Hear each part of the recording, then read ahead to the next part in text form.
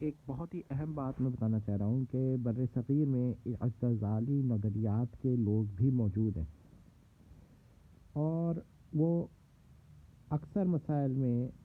یعنی کہ theological beliefs یا پرابلمس میں معتزلہ سے متفق ہے۔ یہ نہیں کہہ رہا کہ معتزلہ ہے، لیکن ان سے متفق ہے،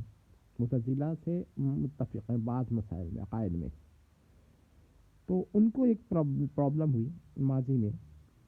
آپ لوگ یہ ذرا پوچھیے گا کہ اعتزال والے کہتے ہیں عدل واجب اللہ، العدل واجب اللہ، یعنی اللہ پر عدل واجب ہے۔ یعنی تو اگر اللہ پر عدل واجب ہے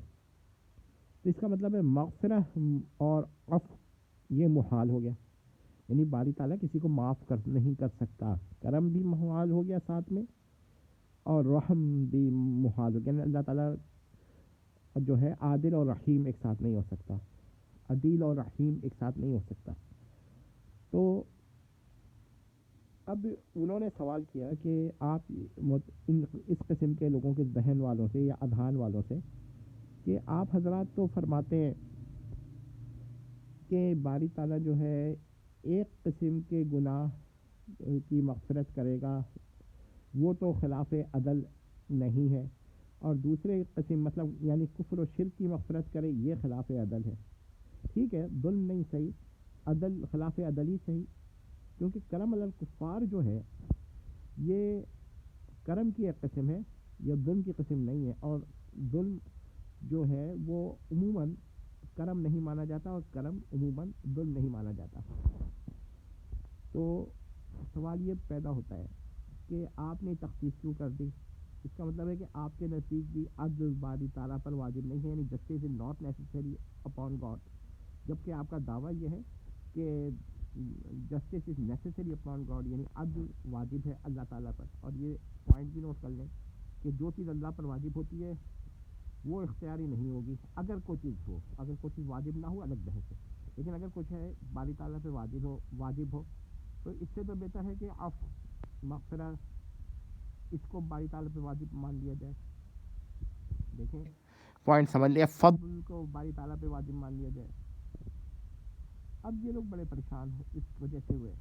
اور یہ سوال کس نے کیا تھا؟ یہ پنڈت دیانند سرسوتی نے کیا تھا۔ جو لوگ آریہ سماج کو پڑھتے ہیں ان کے وہاں ان کو پتہ ہوگا کہ ان کے وہاں عدل کا کانسیپٹ یہ ہے کہ باری تعالیٰ کسی کو معاف نہیں کر سکتا، کسی کی مغفرت نہیں کرتا، یعنی ان کے وہاں مغفرت باری تعالیٰ پر محال اسی طرح ہے جس طرح ظلم باری تعالیٰ پہ محال ہے، کیونکہ وہ مغفرت کو، نفس مغفرت کو ہی ظلم سمجھتے ہیں، تو یا یوں سمجھیں خلاف عدل سمجھتے ہیں۔ اب آپ نے یہ پوائنٹ نوٹ کر لیا، تو یہ لوگ ان سے پریشان ہوئے۔ تو یہی وجہ تھی کہ بعض حضرات اس حد تک چلے گئے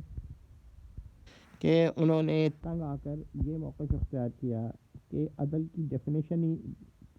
کچھ اور بیان کی، اور کسی نے یہ کہا کہ عدل جو ہے نا اس کی ایک قسم باری تعالیٰ پر واجب ہے اور ایک قسم نہیں،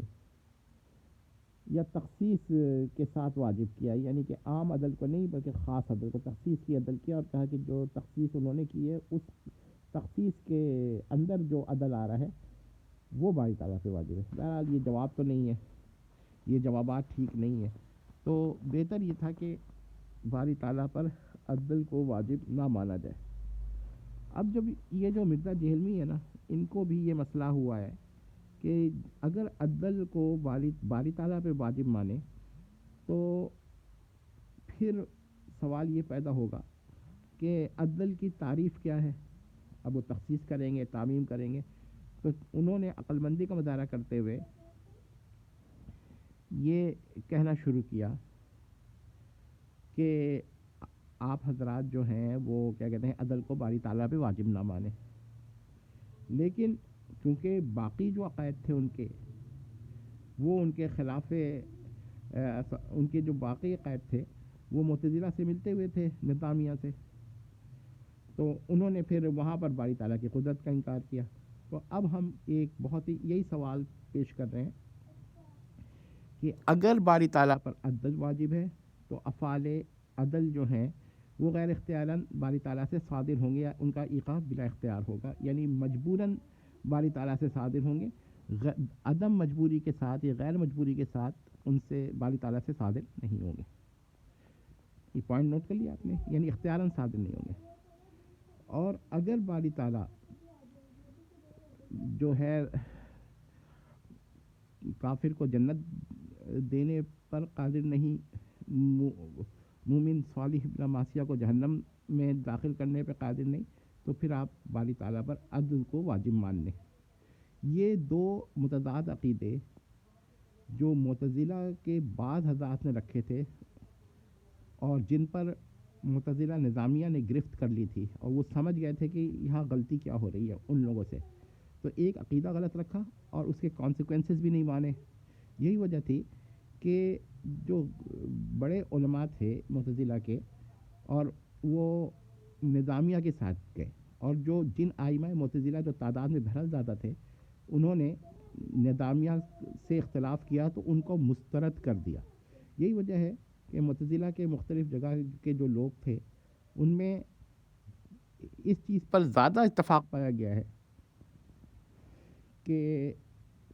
باری تعالیٰ کی قدرت کی نفی کی جائے۔ اچھا، ایسے یہ بھی میں آپ کو ایک اور بات بتا دوں کہ کیا اس عالم سے بہتر عالم بنانے پر باری تعالیٰ قادر ہے؟ تو معتزلہ کا اتفاق ہے کہ اس عالم سے بہتر عالم بنانے پر باری تعالیٰ قادر نہیں ہے، یہ نوٹ کر لیں۔ اور کیا اس عالم سے کمتر عالم بنانے پہ باری تعالیٰ قادر ہے؟ تو معتزلہ کے آئمہ کی ایک تعداد یہی کہتی ہے کہ ہاں قادر ہے، لیکن یہ جو ہے نظام یہ کہتا ہے کہ باری تعالیٰ اس عالم سے کمتر عالم بنانے پر بھی قادر نہیں، ہاں اس عالم کے ایکول پیرلل عالم بنانے پر شاید وہ قادر مان لے۔ اب آپ نے یہ باتیں دیکھ لی، اب آپ کو اس کا اندازہ ہو چکا ہوگا کہ ان کے عقائد کیا تھے۔